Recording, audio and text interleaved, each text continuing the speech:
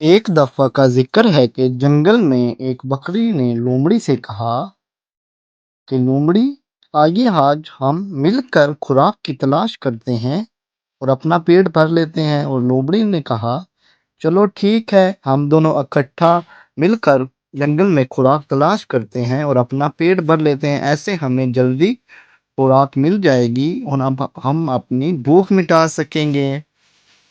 پھر ان دونوں نے اکٹھا خوراک تلاش کرنے کا فیصلہ کیا اور وہ جنگل کی طرف خوراک کی تلاش میں دونوں اکٹھے نکل پڑیں،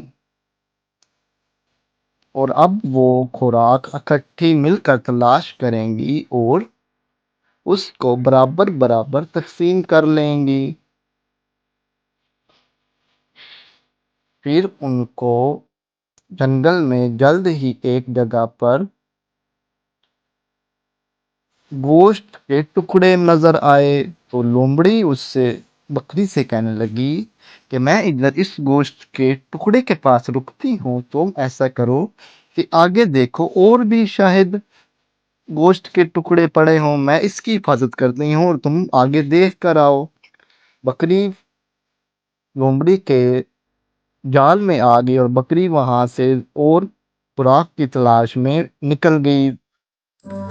لومڑی بہت چالاک تھی، اس نے سوچا کہ میں یہ خوراک بکری کو کیوں دوں، کیونکہ یہ میں نے تلاش کی ہے۔ ایسا کرتی ہوں، میں یہ خوراک کھا لیتی ہوں اور اپنا پیٹ بھر لیتی ہوں۔ بکری نے کافی دیر ادھر ادھر خوراک کی تلاش میں کوشش کی، لیکن وہ کامیاب نہ ہو سکی۔